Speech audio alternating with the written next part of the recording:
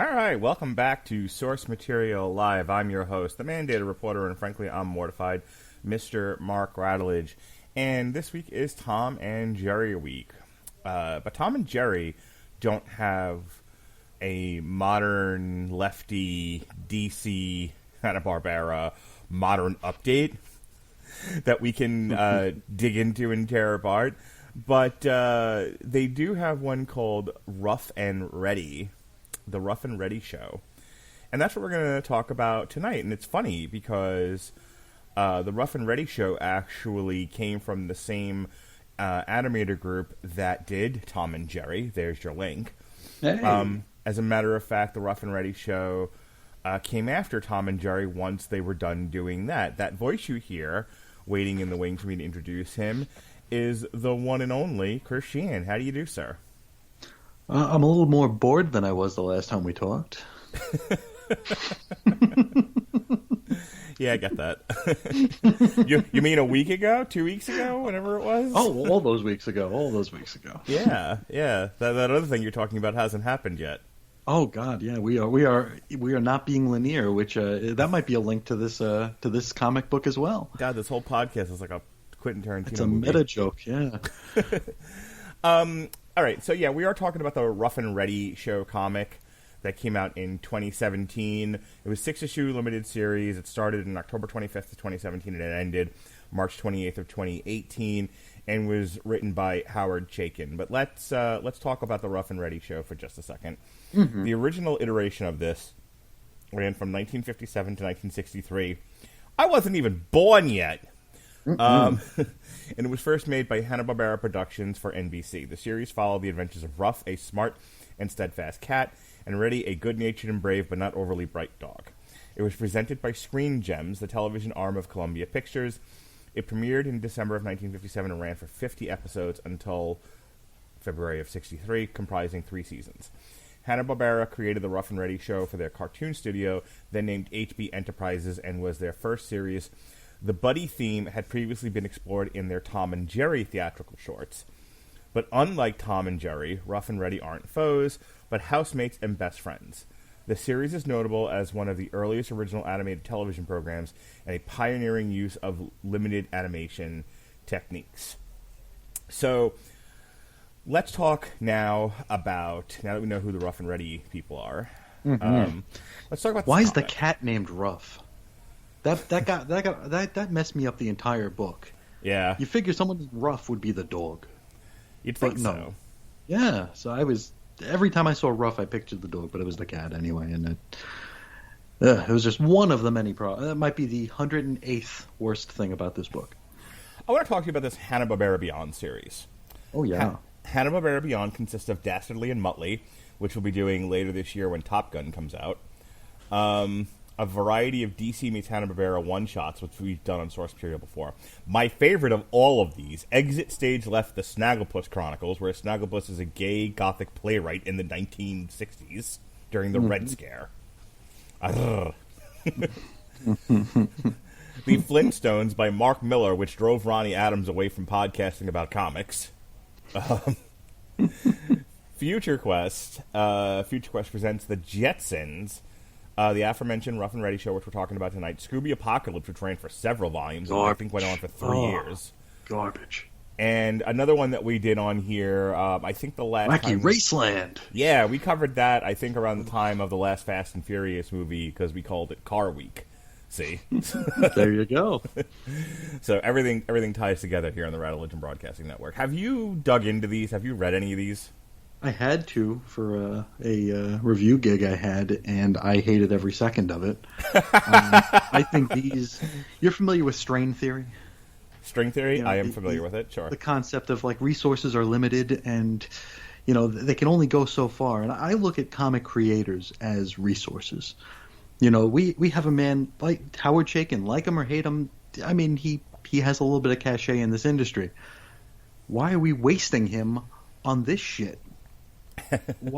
I'm looking at like a Flash and like Speed Buggy, and it's like we have Scott Lobdell and Brett Booth, and we're wasting them on this bullshit.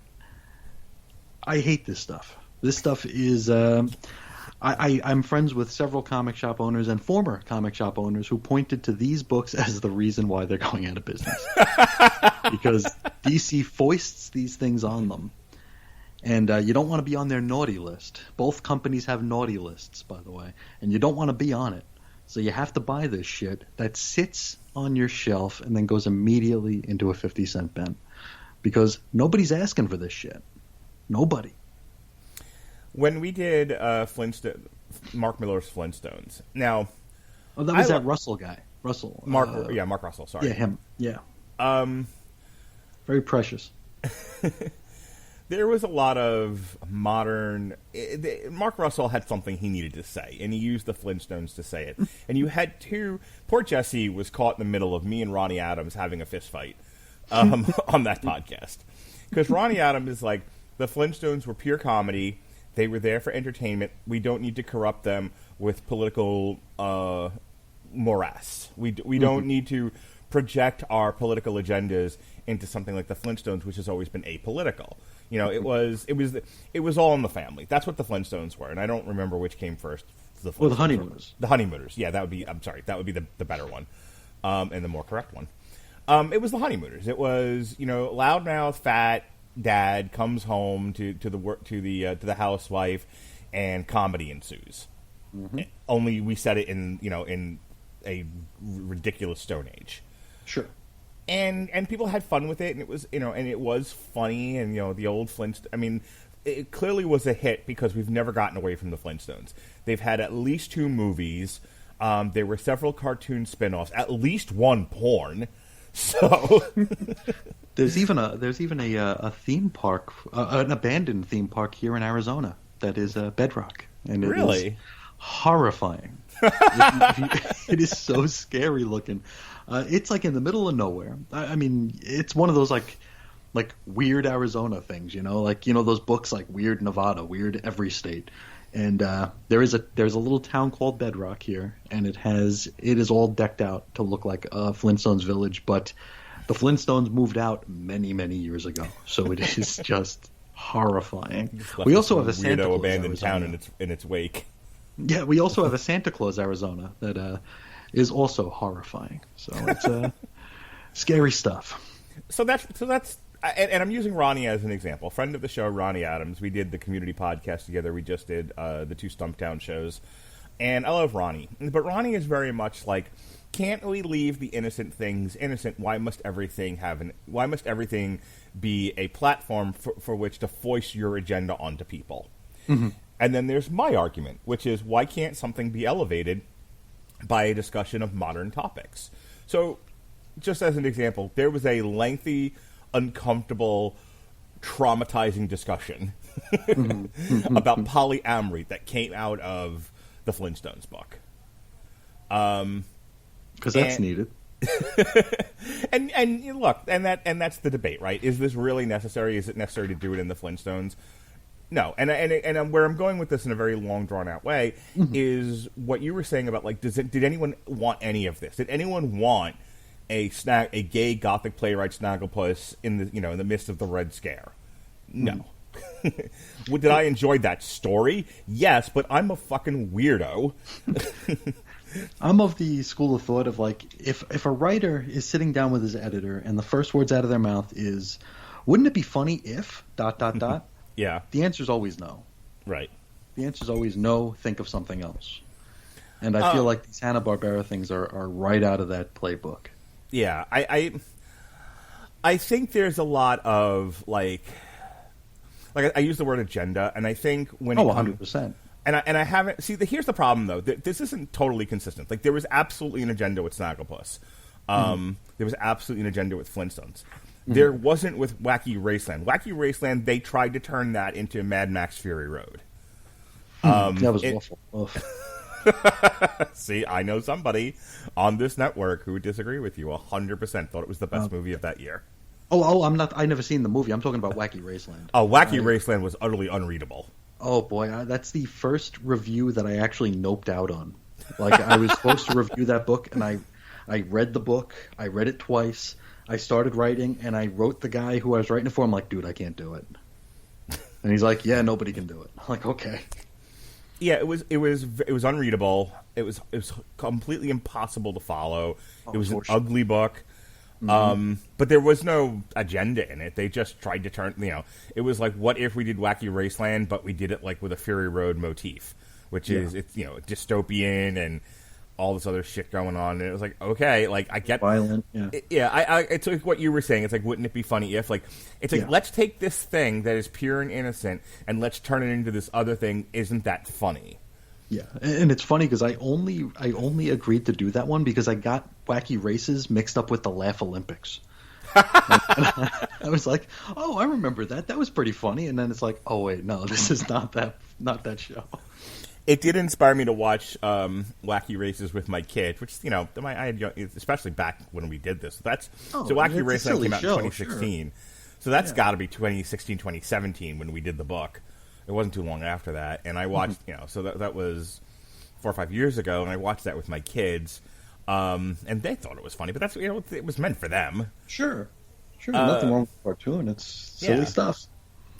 All right, so this Ruff and Reddy show that comes out of the same mindset of the Flintstones and Snagglepuss and whatnot, it's let's use this as a platform to editorialize about something.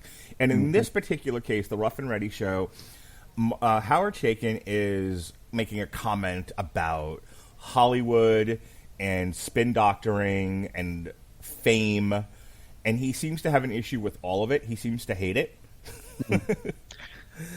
And he uses this to comment on those things negatively. I'm not entirely sure it works. We'll talk about it. But before we do, what is Howard Chaykin known for? Because I don't really know anything about him. Where I first ran into Howard Chaykin was with American Flag, which was an independent series, very, very politically motivated and minded. It's from the 80s. It definitely reads like something out of the 80s. And Howard Chaykin, people talk about Rob Liefeld, right? And they say, like, he peaked and he never got better. For me, Howard Chaykin is he peaked and he never got better. And he peaked with the same gimmick. It's satire, which back in the 80s, maybe that carried a little bit of weight. Maybe it was a little edgy. Maybe it was a little risky. But in current year, as I don't know if you know this, it is current year. In current year, satire is just like old. It's not edgy. It's not fresh. It's just like... It's looked more at, I think it's more looked at as cynicism now, which is like, who wants to read 6 damn issues of just cynicism? Right. Because it's trying to, and it's like, who is this preaching to? Like everything you just said, this is like Hollywood's bad. Can we gather 5 people on this planet who would disagree with that sentiment? Not only that, but probably not. But this is 6 issues at 32 pages an issue. This couldn't have been done in one shot. Like the point got made in 1 or 2 issues of this thing, and this went on for another 4 issues for a grand total of 6. And it's like, you don't need that much canvas space to paint this picture that Hollywood is bad. Right? Could you imagine waiting 6 months, half a year, for this story to end? Right. No.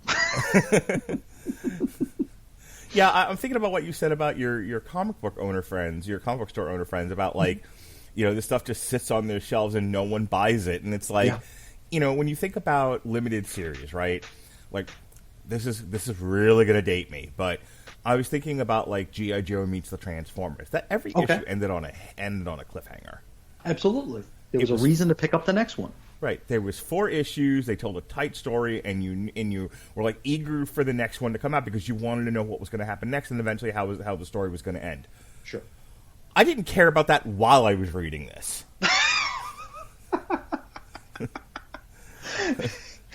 I'm like, I just wanted it to end. Every issue ended in a way that it could have just ended. Yeah. I just would have been done with it. It's like, okay.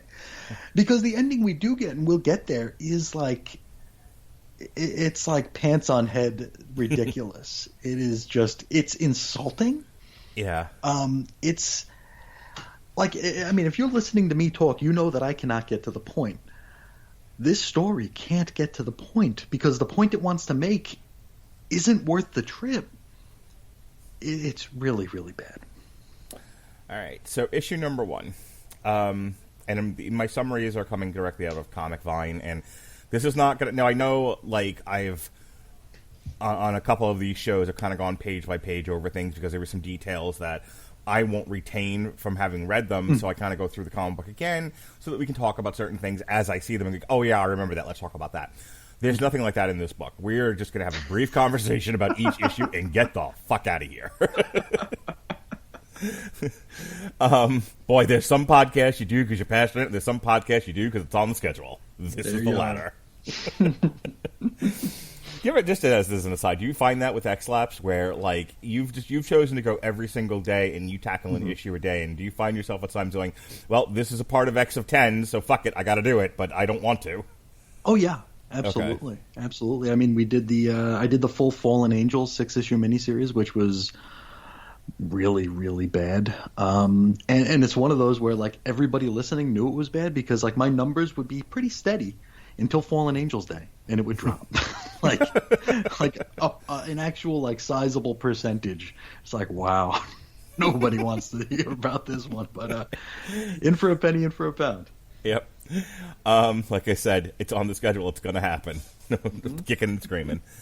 In the golden age of television, Ruff and Reddy were on top of the entertainment world until the world turned and they were forgotten. Now, Ruff is a washed-up television actor. Reddy is a clerk in an upscale grocery store.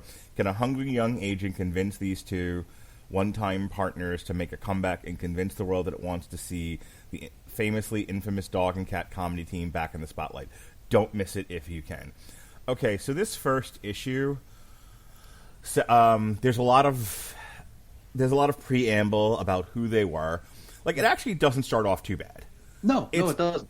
I really like the artwork in this. Let me say that right up front. This is sort of that semi-photorealistic Kingdom Come type artwork to start off with.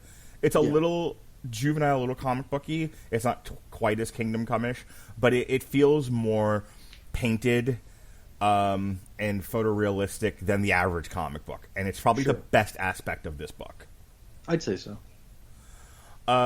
So we get a kind of history of who these guys were, and they're kind of like a Laurel and Hardy. I think somebody else described them as like another like 50s comedy duo whose names escapes me at the moment, but they're kind of like that, you know. Mm-hmm. This was back Martin and Lewis. Martin and Lewis. That's the ones Martin and Lewis. And so Hollywood worked differently in the 50s. You basically signed a contract. It'd be like now if you signed a contract with Disney, and so you sign a 3-picture deal with Disney. Disney puts you in 3 of their movies, and that's it. And this was before the era of the $200 million budget. So they used to make movies fairly on the cheap. They made a lot of them, and they get them into theaters where you would get a newsreel, a cartoon. Yeah, you'd spend all Saturday there. Yeah, right. And so again, these were not the 3-hour motion picture features of modern times. It was a whole other thing then, and these guys were a part of, like if you think about like the Three Stooges, now we know the Three Stooges is like, you'd see them on American classic movies or Turner classic movies or something like that, but you'd see them in the collection.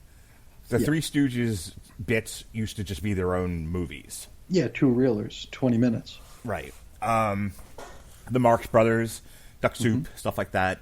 That's all from that era, and that's what they're kind of lampooning here with Ruff and Reddy. And that's all fine. Sure. I'm drawn into the book. Like we started off this conversation with "Oi, this book," and you and I talked offline about "Oi, this book." But it starts strong. Like, I like the setup. Absolutely. It's a smart way to do it. If we have to do it, it's a good way to do it. And because I didn't know who Ruff and Reddy were. I'm not. I guess I'm not too totally knowledgeable about old cartoons, but even so, I would think I would have recognized the name, but I did not. So it's nice to get. And it's not their actual history, because we are treating these characters as though they are real characters and not drawings, first of all. So it is it's a narrative canonical sort of a telling of their story here, which actually serves to set a foundation for everything that's to come, for better or worse. So I'm going to tell you about where I knew I was in trouble with this story, because it starts the first couple of pages. You're seeing, they're giving you the history, and and there's clips of them, or painted clips of them, like filming different things, different black and white movies, and then they get to this one Being panel. in the business, yeah, they get to this one panel where a director yells "cut," and then they start kind of bickering with each other, and then they're in like craft services. And I knew we were in trouble right here, because of this joke. 2 girls, 2 cups. Oh yeah. I'm assuming you know what that's a reference to. I sure do. You ever watch that, by the way? Did you take the test? Yeah.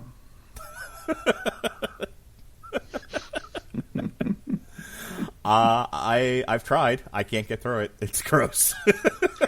We actually conducted the test at a job I used to have, and I worked around truckers, so a different breed, Sure. And we had guys in, and it's like, hey, you got to check out this video, and a lot of them couldn't get through it. Had a warehouse guy though who wanted to put it on over and over and over again. There was always 1 out of 100 people had to find the full-length video somewhere. and film it with their phones so they can rewatch it later. Yeah, there's always that one guy that discovers something about himself he didn't know was there. Anyway, so this goes on, and you see them kind of bickering, and it starts to lose me here, because first of all, they keep doing the ampersand, star, $sign for cursing. Yeah. And they do it a lot. And it's so often it breaks up the dialogue to where it's not totally intelligible at times. And I don't know what they're saying. So I tended to just sort of gloss over it, skip over it, like, ugh, let's just move on. And then I'd miss stuff.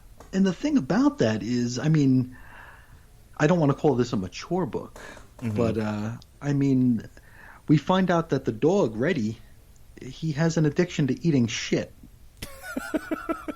Like you do.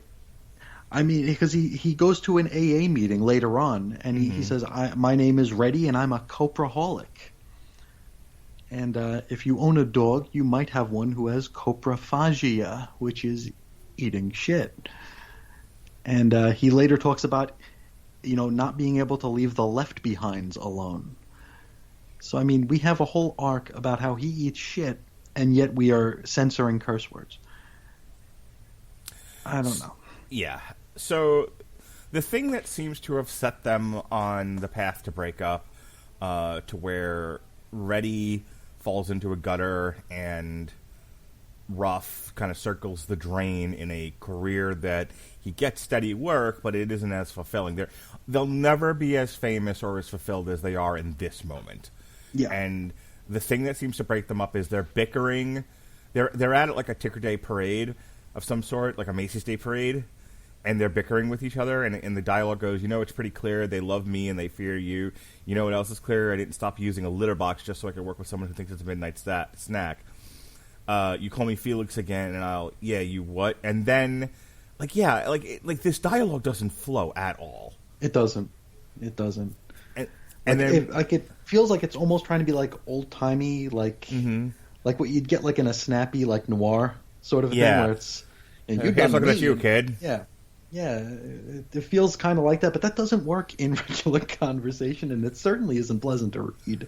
No, I was having a hard time with this at this point. We're only on issue 1, but you see these kids, so they're in trouble now because they think that because they're not mic'd. They think nobody can hear what they're saying, and so they're bickering with each other, and they're not, didn't think of the deafs. Right, and so, apparently deaf kids read their lips, and now they're in trouble. Mm-hmm. So they get fired. They get fired, and then the next thing you see is Ruff, slapping an actor around. He's filming a movie, and he slaps an actor. And it says it was a different time, the 60s, after the relatively quiet and nearly somnolent 50s. this decade started with brutality. Here's where we get our Snagglepuss thing. We have to. There was a lot of this with the DC stuff. Like there was Huckleberry. Like I made a huge deal about doing Huckleberry Hound and Green Lantern because I thought it was hilarious that they would use that character to like talk about the plight of the black man in the '60s or the '70s, whenever that was. Yep. So we get a little bit of that here, a little commentary about the decades previous. And there's more of them yelling at. And so, like I said, I was having a hard time following kind of the plot of what was going on with them. But you get these pictures of, like, the TV guide and the magazine covers, and they look pretty. Sure. It kind of breaks up the story a bit and took me out of it, but I liked what they look like. As far as visuals, I was interested in what I was looking at. Oh, very strong, yeah. So more of them doing different things and it not working out. And you get to see their career sort of going down. You see Ruff doing Death of a Salesman and like a Law and Order type thing. And I think what they were trying to say about Reddy was he tried to go solo too, but nothing he did worked out. And everyone thought he sucked. Yeah, he was like doing like stand-up bits and it wasn't working, and yeah, it's Then we see them like at a comic convention or something. That's later. Okay. Yeah. Okay. All right. So the last thing that happens in this issue that gets set up is we have Pamela from the mailroom who gets promoted. Now she's an agent, PR exec, an agent, yeah. So now she's promoted, and she has an idea that she's going to make her bones by bringing Ruff and Reddy back to the modern fans. She thinks that there's gold in them hills with these two, and she's going to get them back together, and she's going to push them, and they're going to be big stars. And that's basically where we're going with this comic book. Mm-hmm. Okay, terrific. So what did you think of issue number 1? The first half was okay. Actually, the whole first issue wasn't that bad. When I got to the little page break to go to the next issue, I'm like, oh, okay. I at the time, though, in fairness, I thought it was a 4-issue mini. So I was like, okay, I'm a quarter of the way through. No, I was not. Yeah. And this is definitely the best of it, which isn't saying much. I still don't care about these characters. I mean, I don't know why anybody would. I really don't know why this exists. Yeah, I'm with you. Where I think it's a strong start. I think if you're up for a Hanna-Barbera book that lampoons Hollywood, if you pick this up at a newsstand or who picks them up at a newsstand now? Mm-hmm. You picked it up in a comic book store, and you're like, okay, I'm up for this. I want to see how the story goes. What do they do with these guys? Strong start. Really strong art. Strong start story-wise. A little hard to follow, but not enough to where I was turned off from the book. And I want to see what happens next. So we're not dead yet. Not yet. Issue number 2. Ruff and Reddy have hit the skids. Plunging from A-list to to wait, who? And finally, who cares? Next up for these pathetic has-beens on the treadmill to oblivion is the convention circuit, where their agent turns a potential disaster into a goldmine of publicity, and the comeback begins. So I think it's this one is where they go to the comic book convention. Gotcha. And isn't this where we get the same gimmick of them running up against the other dog and cat act? Oh, how many times did they friggin' do that? Yeah, and it wasn't funny the first time. No, it was not. I can almost see doing it once just to have, like, a nemesis in the book, but, like, how many times are they going to do the same bit? Oh, Lord. Yeah, this is... Who were Down and Dirty, were they? Yeah, something like that. Yeah, so there's, like, this other dog and cat comedy troupe who... And the entire damn story, they're just going back and forth at each other saying that they stole each other's bits. And it's like, really? No, I'm actually looking right now. I'm on Comicron. Are you familiar with Comicron? Mm-mm. Comicron is a place you can go if you want to look up sales figures for these very books. And I'm looking to see where the Ruff and Reddy Show wound up. And let's see here, where are we? Ruff and Reddy Show. Number 1, the one that we just talked about, was the 200th best-selling book of the month. Okay. DC shipped 8,777 copies. For a number 1 issue, under 10,000 copies for a DC comic. And it only gets better from there. Okay. Oh my God. So that's October, November, December. January, February, March would be our 6th issue here. Let's see. Ruff and Reddy. How many copies did Ruff and Reddy number 6 sell? I don't want Buffy the Vampire. There we are. The Ruff and Reddy Show. Okay, it is the 351st best-selling book. It sold it shipped under 3,000 copies. Wow. Under 3,000. Are they, at this point, just contractually obligated to finish a series they start? Like, they can't just cut it? No, they have cut. They cut. There was a story called Vigilante Southland, which was absolute garbage, and that was a 6-issue miniseries. They cut it at 3. There was also Prez, the new Prez comic with the girl president. That was supposed to be either a 12-issue miniseries or an ongoing, and that thing got canned at like 2 or 3. So yeah, they could do it. They could can these books, but I can't. Under 3,000 copies. Wow. Yeah, people were done with this after 1 issue. Yeah. Yeah. But we're not. So if you own a copy of Ruff and Reddy Show, you probably have a pretty valuable comic because nobody has it. It's great. Yeah, you have a very, very more valuable than any current Deadpool or Harley Quinn book because those are all over the place. Yep. I have your Gwenpool episode, by the way, on my podcast here, ready to listen to at some point. That and the Fantastic Four. I want to see what you said about them. Oh, awesome! Yeah, the Gwenpool one might be a surprise. Okay. All right, so the comic opens. We get some more of Reddy kind of looking back at their old films and reminiscing and just sort of thinking about better times. And the meat of this thing really starts with them going to meet with the agent, Pamela, who sits them across each other at a table. And they're like, look, I want to get you guys together. And they're trying to figure out if they should do it. And at first, Ruff is like, yeah, no, pass. And there's a lot of him... There's a lot of Ruff, like, looking at Reddy and going, Reddy's a buffoon. I can't work with Reddy. Reddy's a dope. I don't want to do it. But we're going to learn later on, I think in this issue, that Ruff kind of has to take the work. Yeah. He doesn't have the choice, yeah. Yeah. He invested his money in something that went south, and he lost all his money. A Fonzie scheme. Yeah. Okay, can we talk about that? How this book... changes the names of a lot of things, like, and some of it's okay, and some of it is just hard to read and not funny. Yeah. But like, Ponzi isn't a copyrighted name.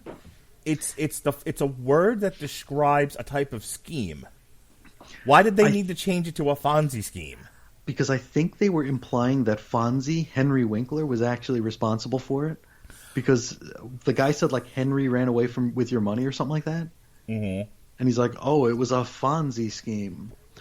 Cue laugh track. But I was going to say, is that supposed to be a pun? It has. I think it would have to have been. It wasn't good. That's terrible. Yeah. I mean, that's bad even considering the rest of the stuff we got in this book. Yeah, that's ugh. Mm-hmm. I feel like I have to take a bath now. So neither one of them are. You know, Ruff doesn't want to do it because he doesn't want to work with Reddy anymore. Reddy doesn't want to do it because and here's Reddy's whole thing throughout the rest of this book. He quit acting. One, he wasn't good at it. He wasn't good without Ruff. And things sort of being shaped around his, you know, kind of like Paul Heyman. You know, he would accentuate the positives, he would minimize the negatives. Mm-hmm. But without anyone willing to do that for him, he was not succeeding. So he just started working regular jobs. But what he realized about himself was that if he didn't have the riches from acting, then he lived an okay life. Once he had too much money, that's when he got that's when he went off the rails Started and went eating on shit. benders. Yeah. Yeah. So he's like, I don't want to upset the apple cart of my perfectly zen life. I don't want to do this. And then he gets fired from his job at like Walmart or whatever. Yeah. At which point now he has to because he has no money. Yeah. So this whole second issue is basically getting them to finally accept that they're going to get back together and they're going to do this thing with Pamela because they don't really have a choice. That's this whole second issue. Mm-hmm. Okay. That's it. We needed 66 pages to get here. And so they're at Wicked Planet Comic Expo. Yeah, Wicked World. Yeah, I think it's supposed to be like Wizard World. Yeah. And they're fighting at the table. They're bickering. And this is where we see Down and Dirty. This is where we see Down and Dirty. This is the first time they do this bit. This is where they also admit that Reddy started off on a trio called Ready, Willing, and Able. Yeah. Yeah. Did we talk about rough sex yet? No. Go ahead. Yeah. Well, they show that, as they're talking about the decline of their careers here, they show the other partners that they had been with. And Right. like you mentioned here, we had the Ready, Willing, and Able before Willing and Able, shit-canned Ready. But Ruff was with a woman named like Veronica Sex or some shit. Yeah. And it's their team up name was Rough Sex.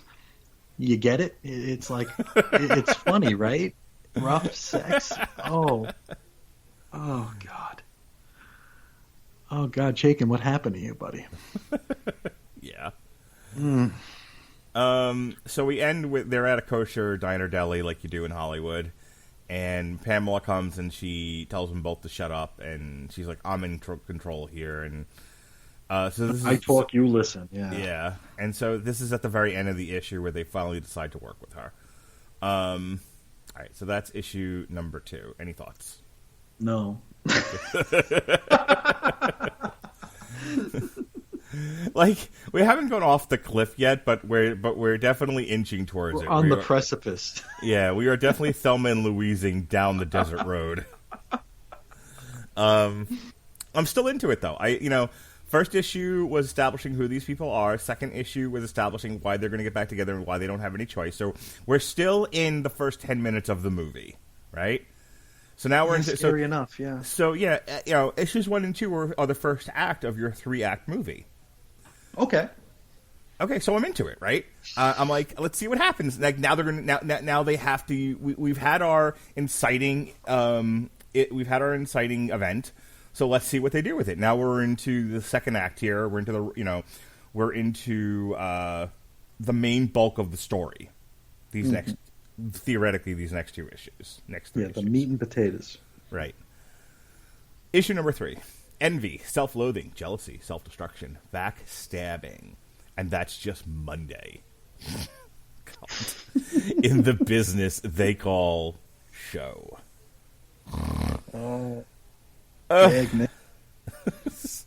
Ruff and Reddy are not ready for this maelstrom of malice that's a daily affair in the entertainment industrial complex. With Pamela Chiron, their increasingly hard-bitten agent, finds herself cleaning up one mess before she's finished burying another. It's hell out there in Hollywood. Okay. Mm-hmm. Uh-huh. So issue number 3, we're doing a lot of like, hey, these guys are back, right? Well, who are they? So this is where the comic takes a bit of a turn, because at this point we've mostly been settling on Ruff and Reddy and and Chaykin kind of uses them to sort of make fun of the 50s Hollywood studio actor comedy partner types. Yeah. And the fallen actor trope.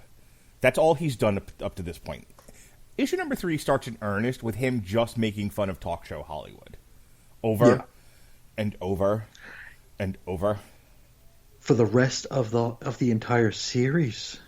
This never ends. And it stopped being funny after this first bit. Like, I got it.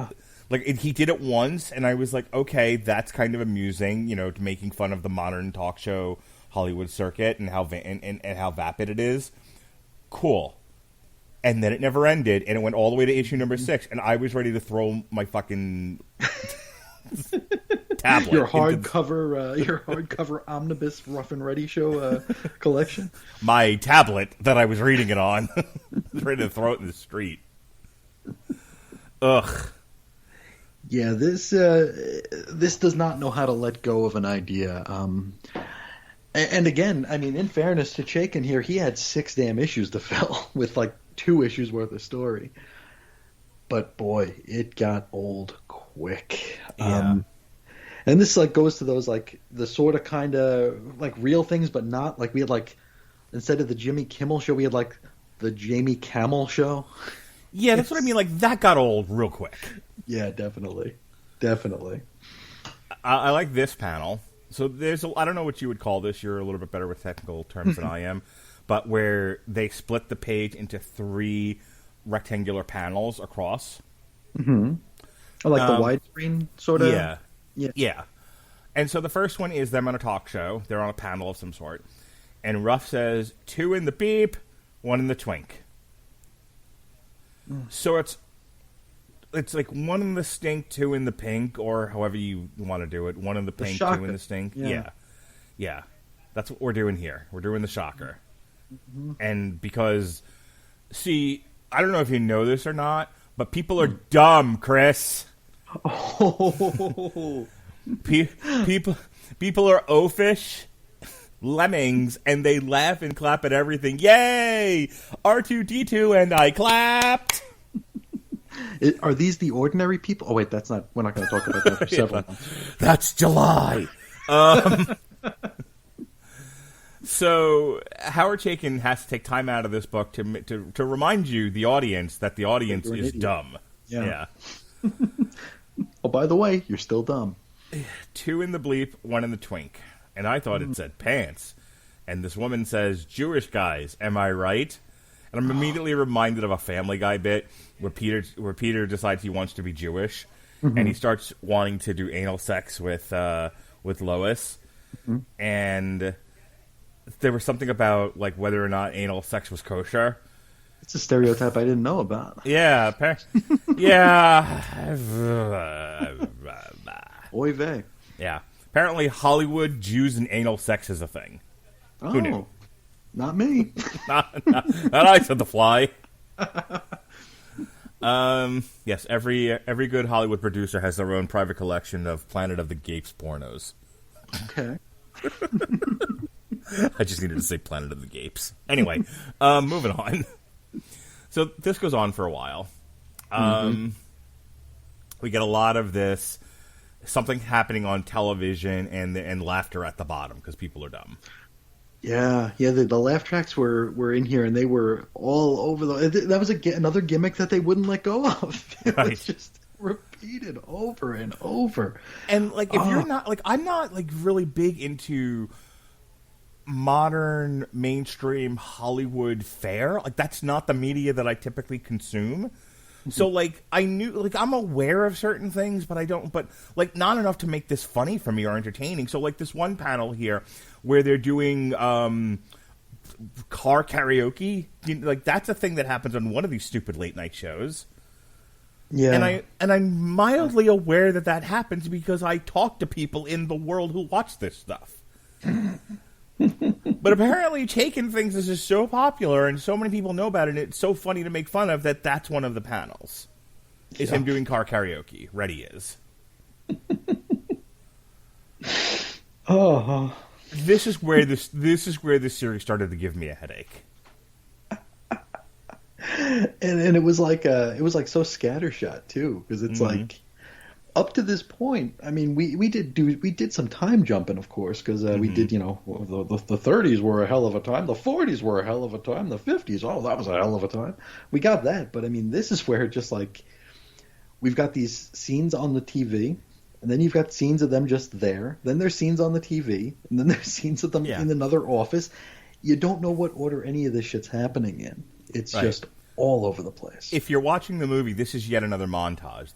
We've got some upbeat music playing of them making various television appearances and doing commercials, and oh look, they're successful. It's working. You're the best around.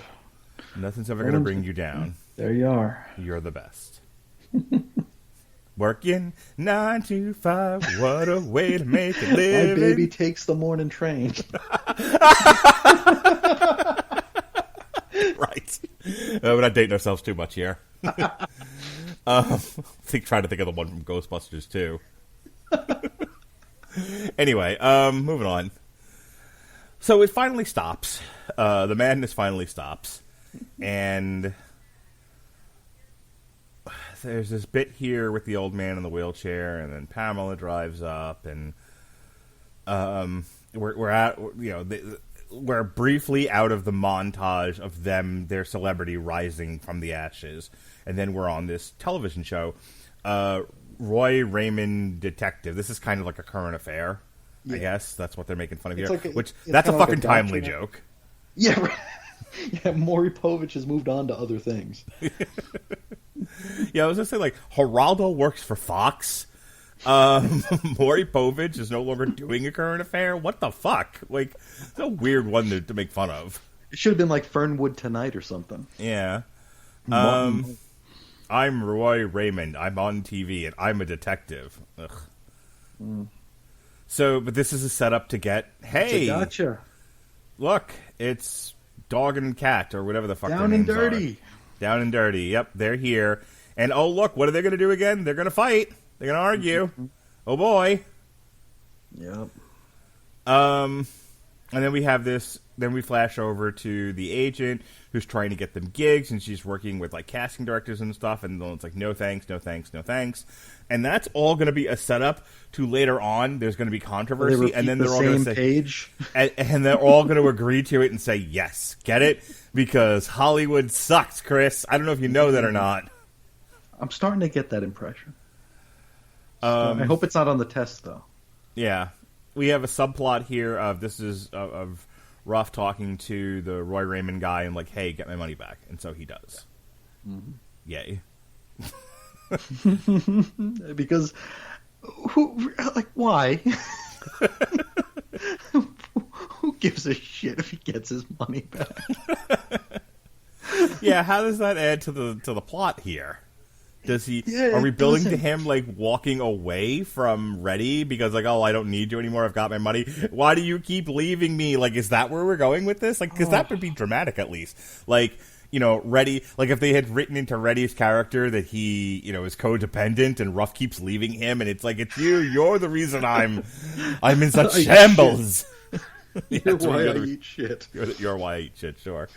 No. It's just another thing that happens. And oh, hey, our third appearance of Down and Dirty.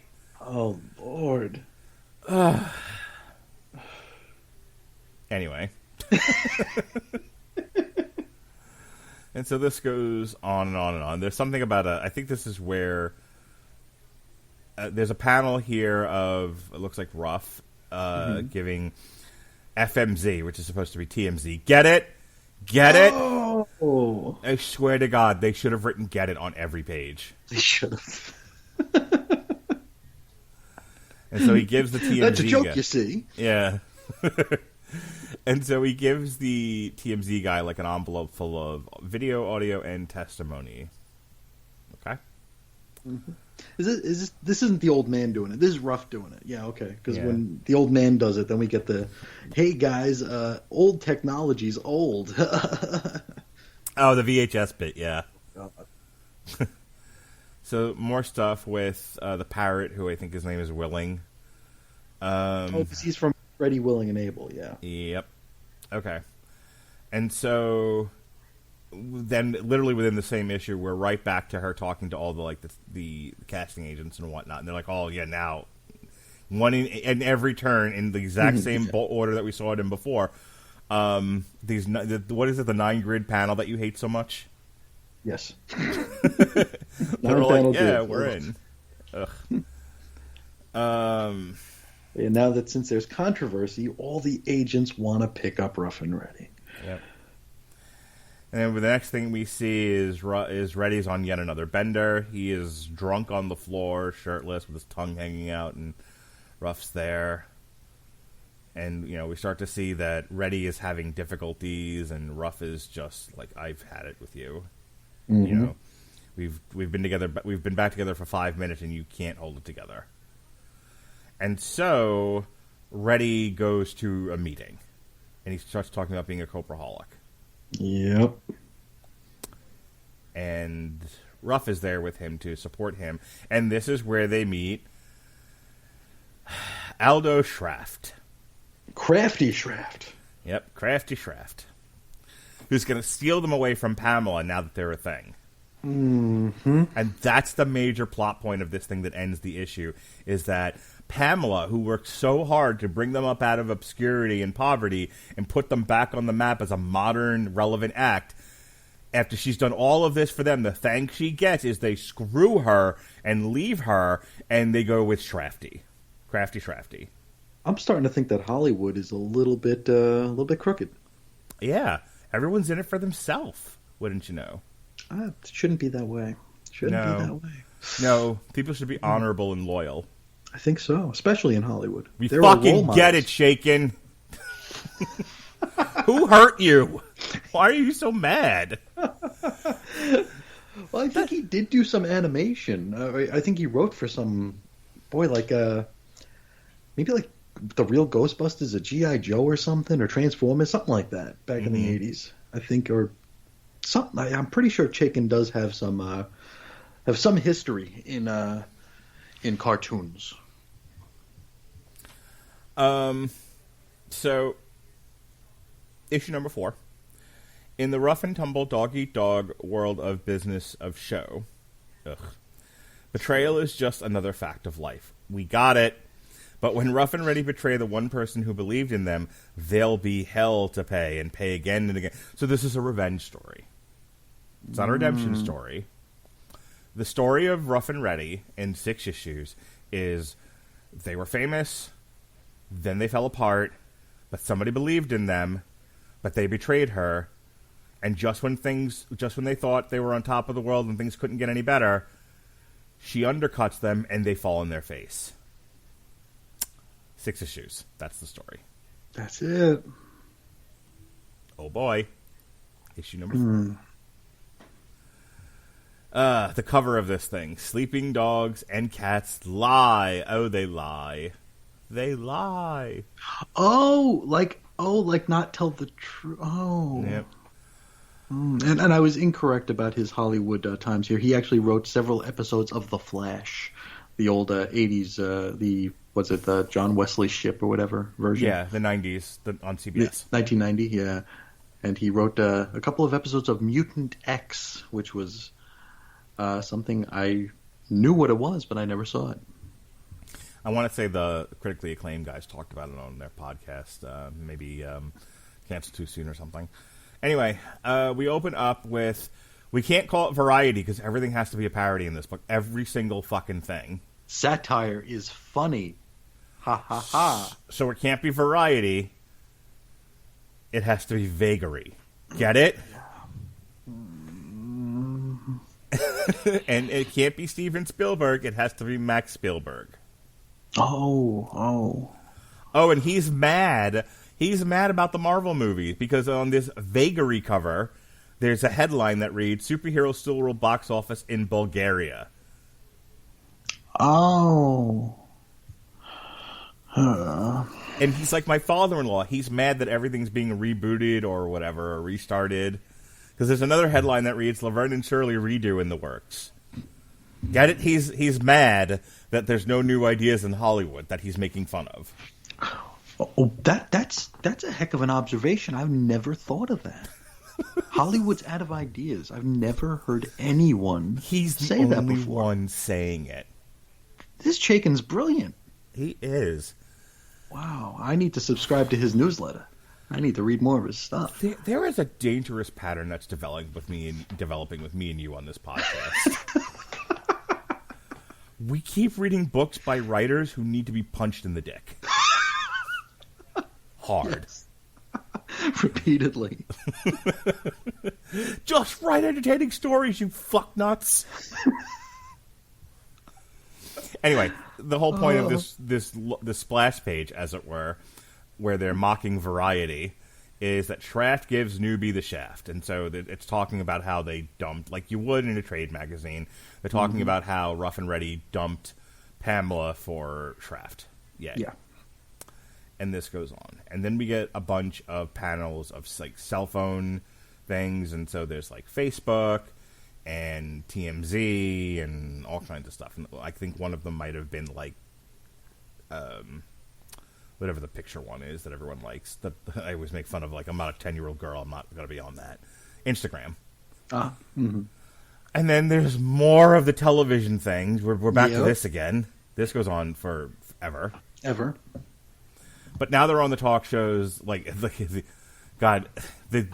mocking the Daily Show here with Trevor Noah. It's the Everyday Show with Travis Moon.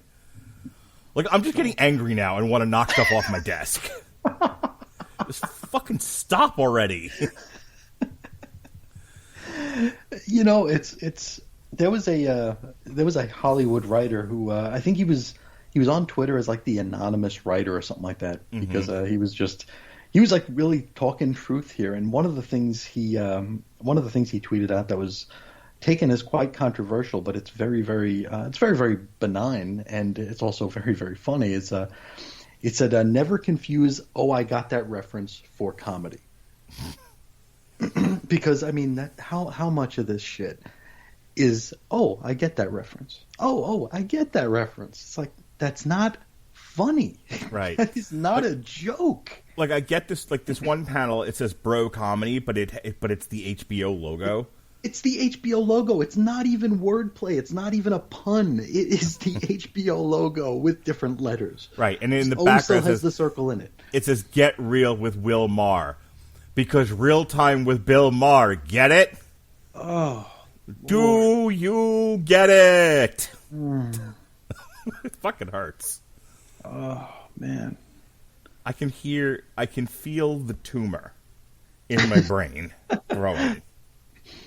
From reading this. I'm gonna get I can't wait for the WWE Network to give us the Peacock so I can watch Workspace, because they have a lot of deleted scenes put back into the Working Workspace show. It's a good show. Yeah. You could also watch Punky Brewster, another remake reboot. That's Girl with Mismatched Shoes in this book. Yeah. Yep. Yeah. Girl with Mismatched Shoes and Glomer. Yeah. Okay, so 97 panels of them talking about how they dumped Pamela for Shaft. Great. Which so we knew that last issue. Right. So then Pamela comes and sees them, and you know, she ends up giving him the finger and walking away, and she goes back to the office. Sorry, we're back to the office with Ruff and Reddy.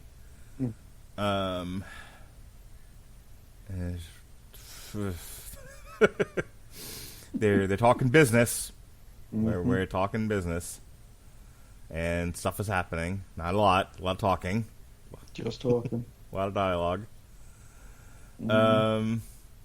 Something with a monkey here. Yeah, you know, is this DC canon? Because we get an appearance from Detective Chimp. Yeah. A very menacing-looking chimp here. That's right, Detective Chimp at your service. Yeah. Huh. Yeah. So is this in DC canon? God, I hope not. We need a new Crisis just to wipe this shit out. All right, we're back to like talk show panels and stuff. And Ruff and Reddy are talking to each other.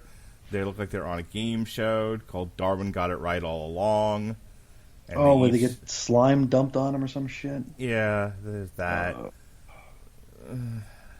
It's just going nowhere. It's so bad. And they're talking about Shafty again. I don't even... they're in like a Batman and Robin costume, and there's like laughing at the bottom because I guess that's supposed to be funny. It's hilarious, right? Yeah. At the end of this, we have Pamela's a whore, and she's always been a whore. Okay.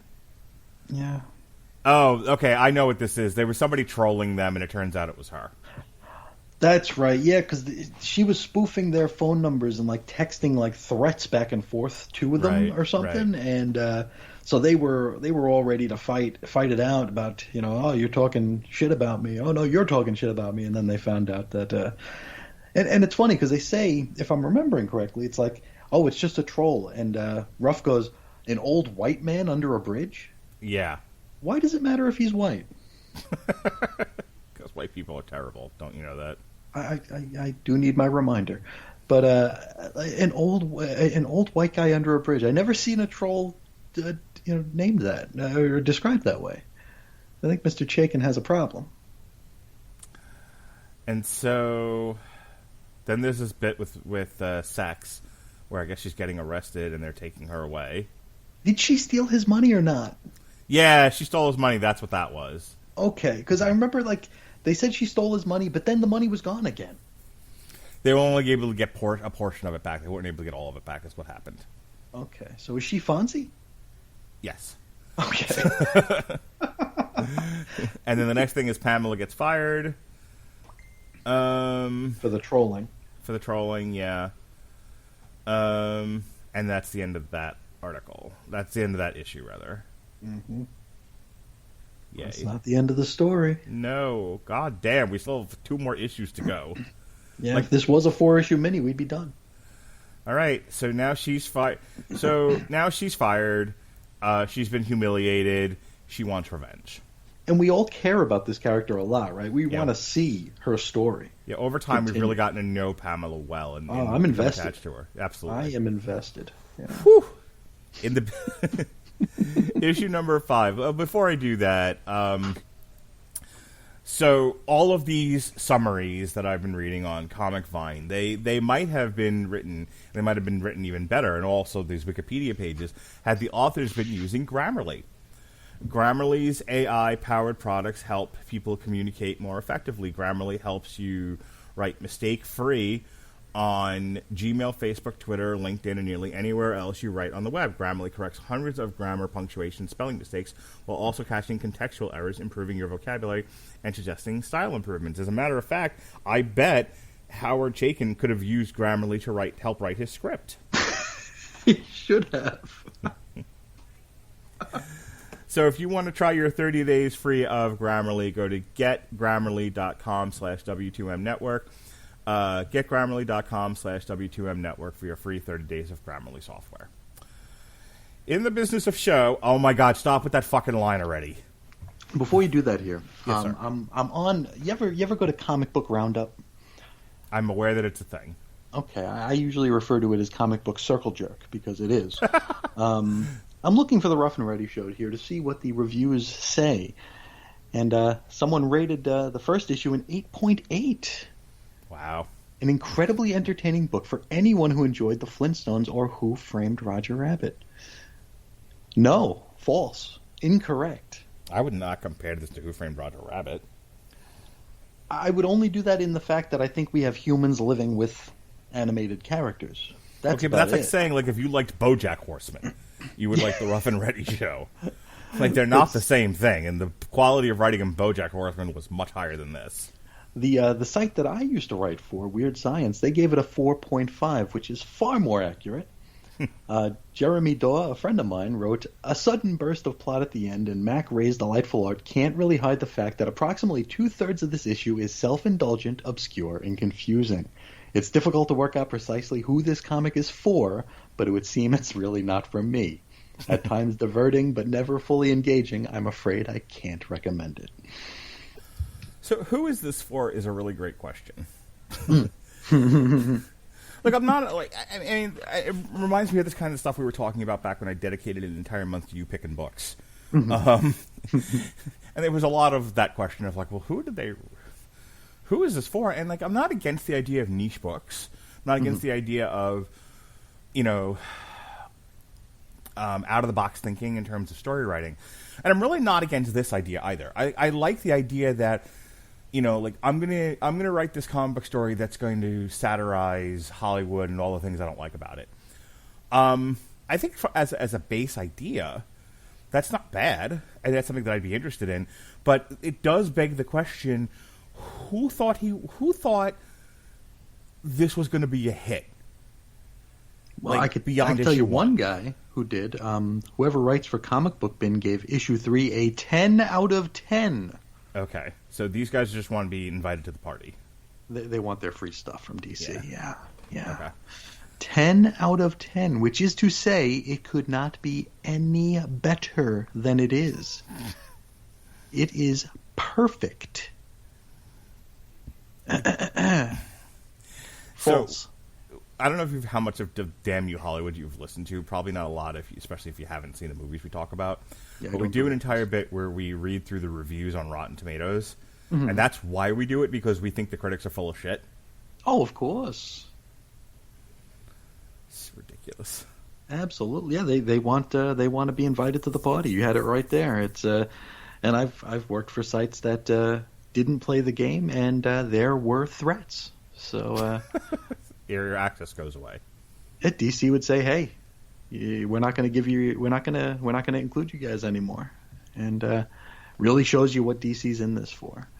And they're in it to put out bullshit like this and get high scores for it. You and I, not to get too much off on a tangent here, but and I haven't heard the entire segment yet on the Jim Cornette Show or looked at the Observer Awards, but I do know that the majority of the Wrestling Observer Awards, as awarded by Dave Meltzer, went to AEW.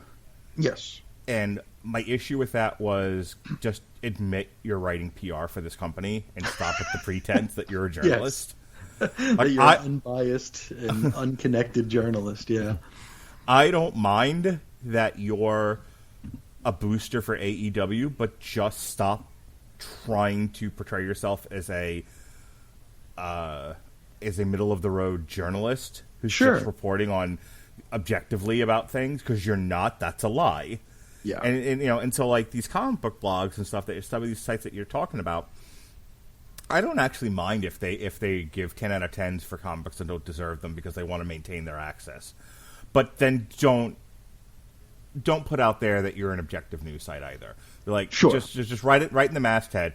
We are here to promote the buying of comics. Yeah. DC gave us this for free.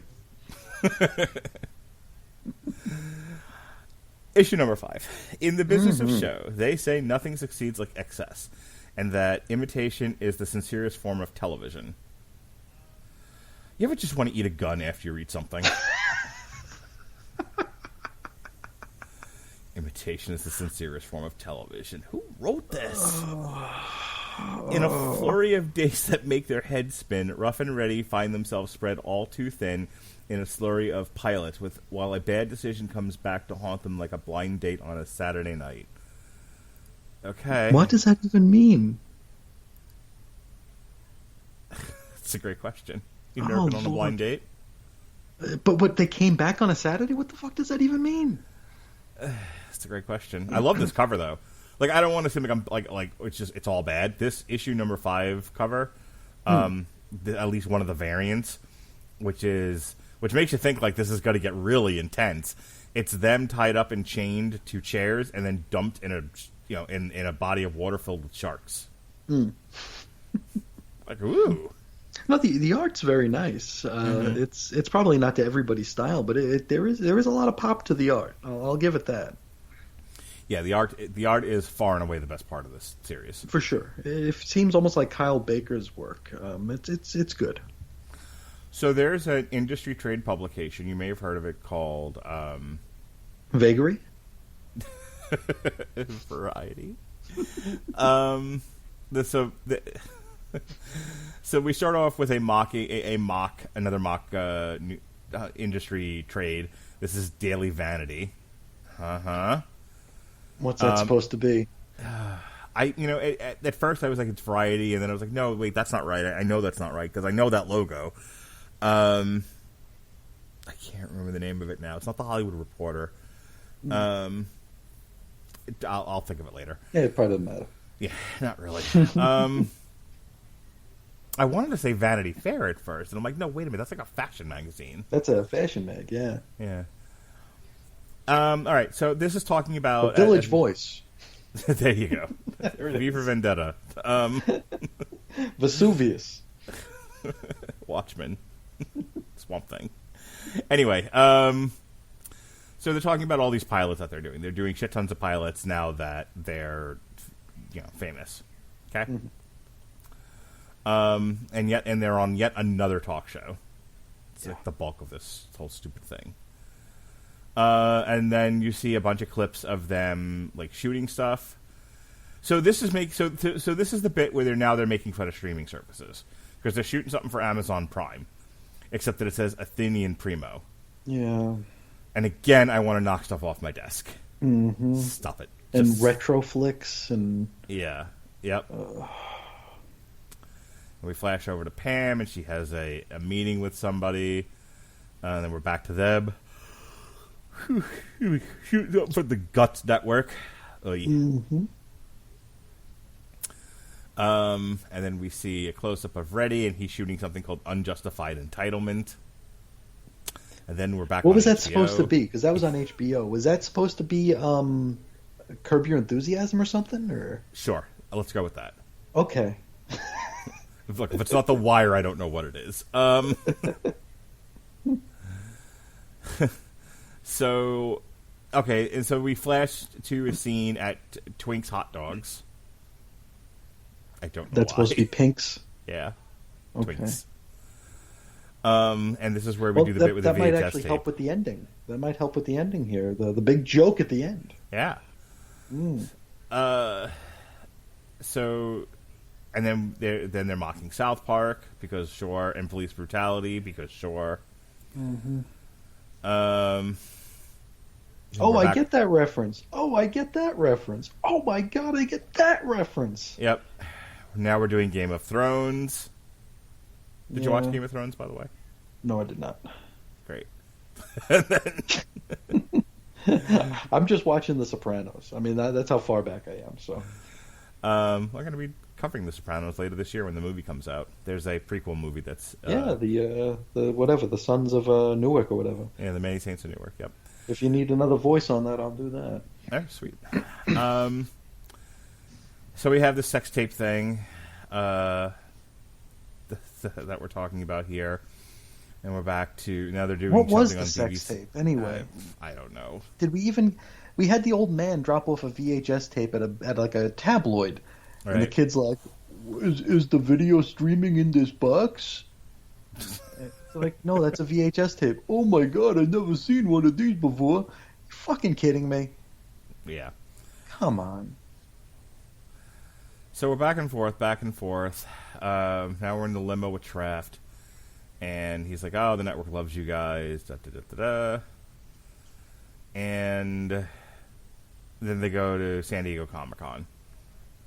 Mm-hmm. Yay. Do we run into Down and Dirty again? Let's see here. Yes! Number 4. God, this sucks.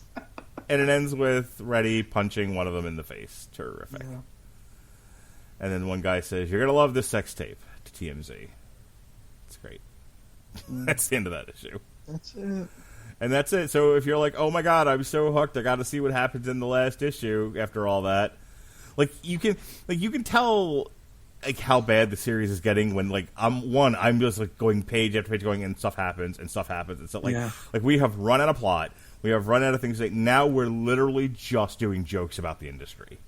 Mm-hmm. And this isn't even a story anymore. Yeah. Right, and if you're in it for the jokes about the industry, that's fine and whatever, but if you're trying to figure out what the story is here, good luck.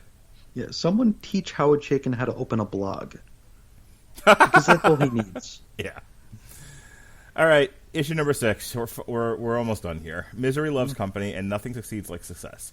And once you put these two together, you've got Ruff and Reddy, utterly miserable in a success that ruins their lives. Comedy gold. While comedy gold may be a bit much. Yeah. Holy cow. It's overselling it, yeah. Yeah. By the way, there was an ad. I don't know which iteration of this you read, but there was an advertisement for this of Superman. It says Bendis is coming. At which point, did you throw your book at the window? Oh God. Oh God. I'm still buying the books because I have like a full run since like the early 70s, but yeah, I haven't read them. As soon as I found out that Bendis was coming and he was coming with his bag of trick because he only has one, I was done. We're gonna reveal the secret identity. Okay, no, done. I have his Man of Steel limited series for Superman from when he first came over to DC before he took over, I think, like Action Comics or whatever it was. He took over both of them, Action and Superman. They relaunched Superman for him and gave him Action as well. Right. So this was the lead into that, and I eventually want to read it and maybe even talk about it, but it's just sitting on the shelf waiting for me. It'll take you about 8 minutes to read. Terrific. Because it is a Bendis book. This is another one where it's like the art is great and the rest of it's kind of but you know, it's got the two of them in a field and they both got pistols and there's a heart behind them. Like I really like there are some of these that I would actually like frame and hang on my wall. This is one of them. I really like this picture. Yeah, I mean the art is definitely not anything we're complaining about here at all. So to get attention, I guess Ruff like tried to swallow a canary and they spit it out. Because Reddy's sponsor for eating shit was like a bird that sat on his shoulder to tell him not to eat shit. Yep. And then like Ruff tried eating the bird but spit him out, and then he had like a little Band-Aid on his face. Yep. What the fuck are we doing here? A lot of more of the same. By the way, this was my favorite one, and this has nothing to do with like politics or whatever. I just so stupid, and at this point, they've now beat this to death. But there's one of Tucker Carlson on Fox News, only it's Fax News. Of course. FAX. Like, we're not even doing fun wordplay here. We're just changing a letter. Yeah. And it's Pucker Slipson instead of Tucker Carlson. There you go. You're so witty. I don't know who they're talking about. Got to solve the friggin' riddles here, Jesus. All right, conversation with Trafty here. And then the head of the network, I guess, was gone, and I guess Pamela came back. Well, she took a job with what was it? The Interspecies Television Network. Yeah. She was. I guess her interview went well, and she became from the mail girl to the fired person to the CEO. Right. Yeah, she's a Hollywood dream, isn't it? Now she's a network Hollywood executive, miracle. like you do. Yeah. So now she's in place to get revenge on Ruff and Reddy. That's what that's all about. And then they wrap up this thing with his money where he got like a third of it back and then had to give 10% of it to the guy that found the money as his the fee. detective. Yeah. Reddy's doing commercials for a recovery home. And for shit eating. Yeah. But like the thing that this last issue is like they decide that, hey, we had our reunion and we made the best of it, but we might be in a position and a place in our lives where we can be better on our own. And Reddy is, he's through the recovery of his shit-eating affliction, and he's now he's a spokesperson for this drug, this Copra replacement or something. So people, like, I figure it's probably like a nicotine patch of some sort, or methadone for shit-eaters. But but he's the spokesperson for it. And even like Ruff is saying, hey, you know what? I saw your commercials. You're doing really good. Yeah, he's going to go off and do a musical. And he starts singing. He's doing musicals. He's doing Broadway. And it looks like they're going to end up like at peace. Yep. They went through this tumultuous reunion and they found their way. They leave each other amicably and they both do their own thing. But then the twist. Dun dun dun. Yeah, the twist is they see the sex tape on TMZ, which is called DMZ. Mm-hmm. And they're in a threesome with a redhead. Yeah. Okay. Great. And so there's a conversation here. We are screwed, ruined, and me with a potential 2-year deal to sell copacetic nationwide. How did they get this? Who shot it? Really? Let's do the math. It wasn't me. It wasn't you. I get it. And while you're getting it, get ready to be shreddy. And they get out of the limo, and people are pointing and hooting and hollering at them. And Shrafty says, your Q rating has shot through the roof. Yeah, this actually helps their careers. Right. Yeah, but like sex tapes then do. another twist. He dies. Well, yeah, there's that. But our big ending here is that what's-her-face, Pamela, who's now a bigwig, she's able to, like, overwrite their contracts. So all this success and joy that they have as a shit eater and a singer, well, they can't do that anymore because she sold their contracts out, or she sold out the positions or something. Yep. So they are stuck together forever. And they get themselves a new role. It takes forever to get there. Yeah, like I'm flipping through the pages here. It is taking forever to fucking get to this point. Oh, this is killing a bear with a spork.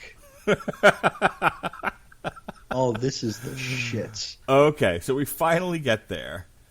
Okay, so they renamed it the Avenue of the Americas, and that's what the mailing address says.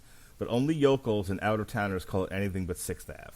And they come in together into the ITN studio, and they say, "You, any clue what's what? Bupkis, and I'm in a holding pattern on 50,000 units. Tell me about it. We open in Boston in 2 weeks, and there's no way on earth we'll be ready." And they say, "Okay, we're here to see the new president and chief of programming. That would be me." It's Pamela. Oh no! The woman who they screwed, the woman who believed in them, and they kicked to the curb. Mm-hmm. And she says, "Reddy, I've called in and canceled your arrangement with Copacetic effective immediately. Ruff, you're being replaced in the Days of Whiny Roses." See, that's a joke, ladies and gentlemen, on the Days of Wine and Roses. Get it? Oh, I do now. By your old dirty pal, also effective immediately. Any contract you've signed is superseded by the contract you inked with Interspecies. Or didn't that duplicitous rat shit Shraft tell you that? Oh, and hey, sorry for your loss. Now get your asses back to L.A. Your new show starts shooting on Monday, and it's already a big hit. Oh, boy, I can't wait to find out what this is. And he's a dog named Cats. He's a cat named Dog, because that's supposed to be funny, and they're making fun of sitcoms. Yeah. And in the next panel, and their husbands, animal husbands. And so the joke here is that the Interspecies Network has given an unprecedented 5-year order to a new comedy called Cats and Dog, where Ruff and Reddy, and they fight, they fuss, they love and cuss, but mostly they just wov. And then, like a Warner Brothers cartoon, it says that's showbiz instead of that's all, folks. So 6 issues that led to a tasteless gay joke. To a tasteless gay joke, yeah. Who was this for?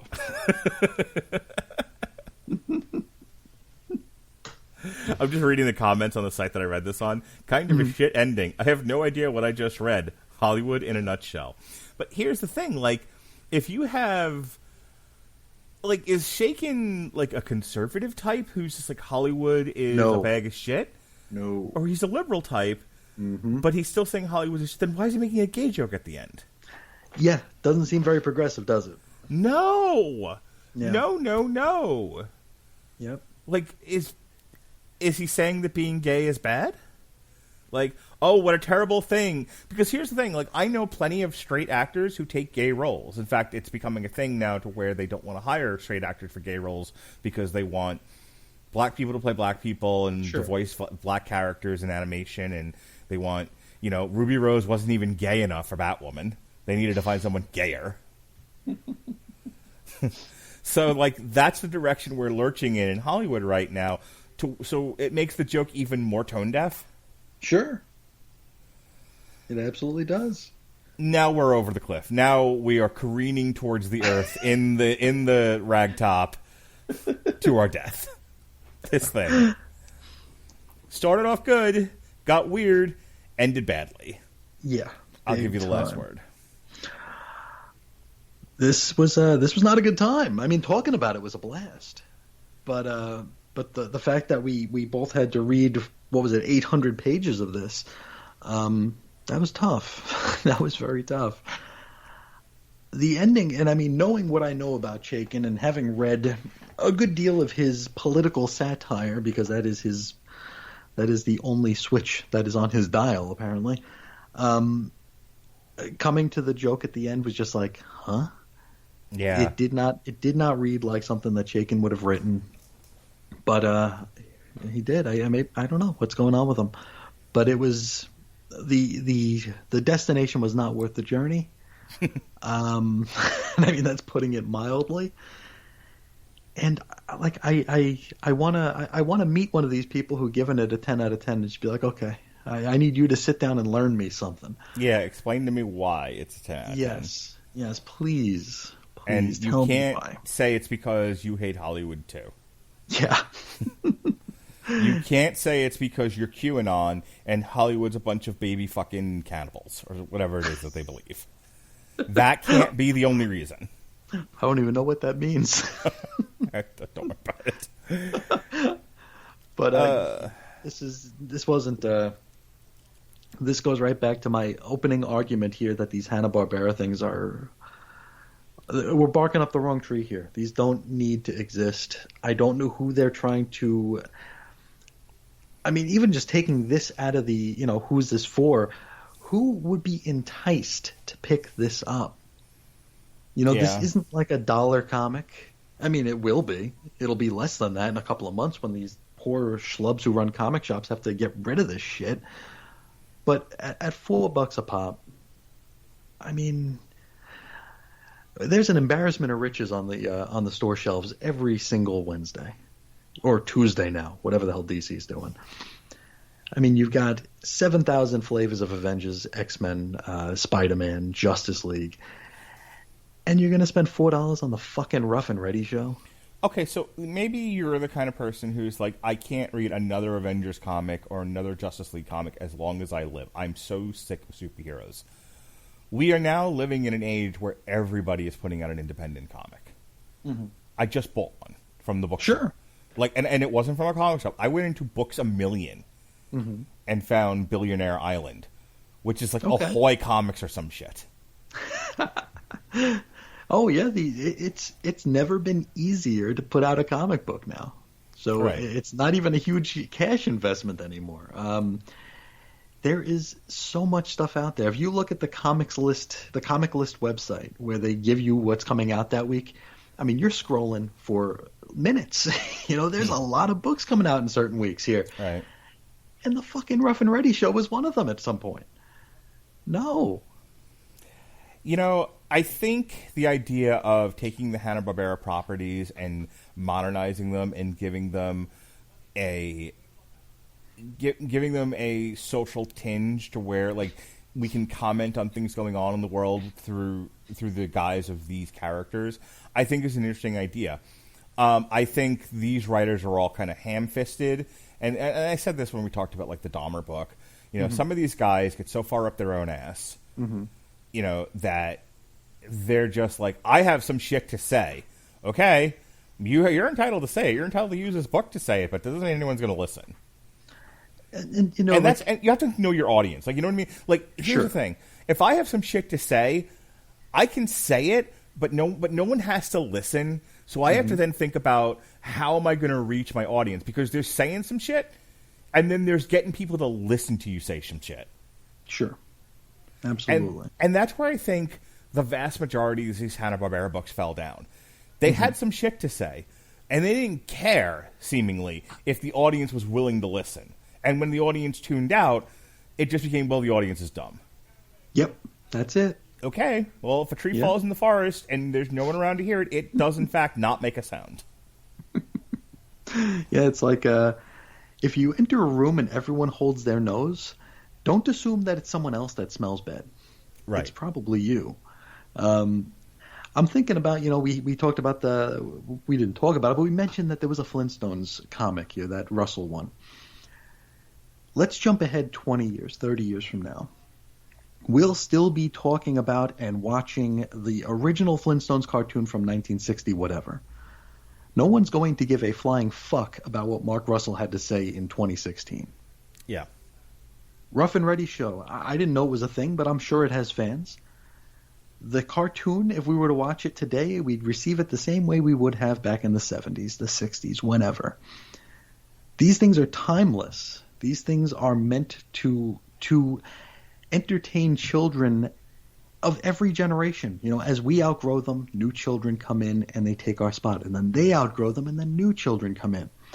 No one's going to give a flying fuck what Howard Chaykin said in 2017. This is so dumb. Yep. This is just such a waste of time, a waste of resources, a waste of space. And I don't like it. I'm going to give Dastardly and Muttley a chance. Mostly because I picked it to go with Top Gun when that comes out, the Top Gun sequel. I'm busy that week. No, you're not. But that's the last one of these I'm giving a chance to. Like, I'm not reading Future Quest. I'm not reading the Jetsons. I didn't have any interest in Scooby Apocalypse to begin with, though I've heard. Oh, that sucked. Is it really bad? Oh, God, and it's Giffen and DeMatteis, too, so it shouldn't suck. But it sucked. Yeah, like I said, Dastardly and Muttley will be the last time I give these Hanna-Barbera books a chance, and then I'm kind of done with this. I need to move on with my life. So, with that said, that is our coverage of the Ruff and Reddy Show. I said thought this was going to be a porno book. I'm sure there's Ruff and Reddy porno out there because if it exists, there's porno of it. But so this is our Tom and Jerry week. Tomorrow we'll be doing a Damn You Hollywood for the HBO Max theatrical split release for the half animated, half live action Tom and Jerry film. On Wednesday, myself and Jesse Starcher will be reviewing Epica, Omega. David Wright and Robert Winfrey are reviewing all of the TNG Star Trek movies, Insurrection, Generations, First Contact, whatever the fourth one is, I can't remember the name of. So that'll be Thursday. Friday, we have a double shot of Damn You Hollywood. First, in the afternoon, we're doing Boss Level, which will be debuting on Hulu with Frank Grillo, which is a time loop story of some sort. And then myself and Jason Teasley will be doing another episode of Damn You Hollywood later in the evening. We'll be doing the Eddie Murphy, Arsenio Hall sequel to Coming to America called the number 2 America. Coming to America. They talked you into it. Yes. Don't get me started. And then my kids and I are going to do commentary for Tom and Jerry the movie from 1992, I think it is. So that'll be fun. We'll watch the movie. My son will make goofy jokes about it. It'll be fantastic. You can go in the archives. Yeah, he's been dying to do another one with me, and I'm like, you're not really ready for long form conversation, but you can do commentary. You can riff. Fine. Yeah, you can absolutely riff. Last week, myself and Christian talked Scene of the Crime. Myself, Jesse Starcher, and Robert Winfrey had a 3-hour therapy session where we discussed Too Old to Die Young. Myself and Sean Comer put Only God Forgives on trial. Myself and the Podsman, of which Chris Sheehan is one, reviewed The Elimination Chamber. Myself and Pat Mullen talked about the life and times of one of the world's greatest heavyweight champions in the history of boxing, Lennox Lewis. Robert Winfrey and I reviewed the Golden Globe winning I Care a Lot from Netflix. And that was, in fact, that for the week. All right, Christian, do your thing. Okie dokie. You can find me be a little less negative about comics over at chrisandreggie.podbean.com or chrisisoninfiniteearths.com. Still doing X-Lapsed. We are finally out of X of Swords land, so that is a hell of a relief. And we just covered a 6-issue story here on the show, but X of Swords was a 22-part story, and boy, it felt like at least 3 times that. It was a very, very long and drawn-out thing. So I'm glad it's behind us, and now we're moving into the Reign of X, the new era, the current era. I'm finally current, but not totally current. I don't know that I ever will be, but still having a good time with it. I hope anybody who listens is as well. I do have that next episode of The Juggernaut coming out tomorrow, so I know you listened to the first one, so the second one is coming out, and I get to complain a lot about Al Ewing during it, so all right. There's that. What else? That's about it for me, actually, for the moment. You can find me on Twitter at Ace Comics. Okay. Before we go, one of the things that this reminded me of was, especially when I was collecting CDs and really odd CDs to boot, one of the things I used to like to get is the classic cartoon theme song compilations that would come out. Okay. And you can actually find the classic cartoon theme songs that includes the Ruff and Reddy theme among the tens of hundreds that are on this compilation. I think there's like 40 in total. 50. Oh, there's Lordy. 50 tracks here in total. It looks like 80. The first disc is 40 tracks. The second one is 40, and it's got Ruff and Reddy, it's got the Pink Panther, Snagglepuss, Justice League Unlimited, Wally Gator, Yogi Bear, Merry Melodies, Mighty Mouse, it's got Peabody's Improbable History, South Park, Beavis and Butthead, Gigantor, Mary Poppins, Chim Chim Cheree, Magilla Gorilla, you know that one, the Flintstones that we've been talking about all night, Quick Draw, McGraw, Futurama, Speed Racer. All of your favorite cartoon theme songs are collected for you on this album, and you can find it where? Only on AmazonMusic.com. If you sign up for AmazonMusic.com, you can stream this album to your heart's content, and who wouldn't want to stream all these classic cartoon theme songs that we know and love? Mm-hmm. So if you go to getamazonmusic.com/W2M Network right now, you can sign up for a free 30 days of Amazon Music and then stream till your heart's content. Isn't that wonderful? I think that's fantastic. And if you do play the Ruff and Reddy song, you need to play it every time you enter a room, because that's what happened in this book. Every time they came in, their music started. That's right. And they were even questioned about that. And it's funny, because when they were questioned about that, that's when I noticed that it was happening. Like, wait, that's happening? Yes, everyone should have entrance music everywhere you go. I think so. And one more thing, you mentioned Gigantor, and I know you're a Long Island guy, like I was, a Long Island expat. Do you remember Channel 12, the news channel there, the local Long Island news channel? Yeah, I actually interned for them for a little bit. Okay, and do you remember, like, in like the middle of the night, it would go off the air and they'd play just like, it wasn't quite public access, but it would be like you'd see like wanted posters. You remember seeing those ever? Vaguely. Like it'd be like a wanted poster, and I remember there was a very, very heavy-set woman, and it was her picture there, and it said like her real name, and it said alias Gigantor. And that, anytime I hear of Gigantor, I think of that poor woman, who I'm sure she was a horrible woman. She was a wanted woman. I think about that wanted woman on Channel 12, Long Island News. But that's all it. Right. All right. Very good. Thank you, Chris, for joining me tonight on Source Material Live. Next week, we'll take a break. Myself and Alexis Sheehan. Jesus Christ. Alexis Hanna. I've married you two now. Alexis Hanna and I will be doing a comic strip for Extraction /Ciudad. But then it's St. Patrick's Week, and Chris Sheehan will be back. We'll be talking Grimm Fairy Tales, the St. Patrick's Day 2013 one-shot edition. Then Alexis Hanna will be back, and we'll do Vision and Scarlet Witch: A Year in the Life, because that's the week we'll be covering WandaVision. And then finally, Chris will be back to close out the month of March. We'll be talking Pacific Rim Tales from Year Zero. So that's what we got coming up in the month of March here on the Source Material Live and Comic Strip. And with that, I'm finally done with my plugs. Be well, be safe, and behave.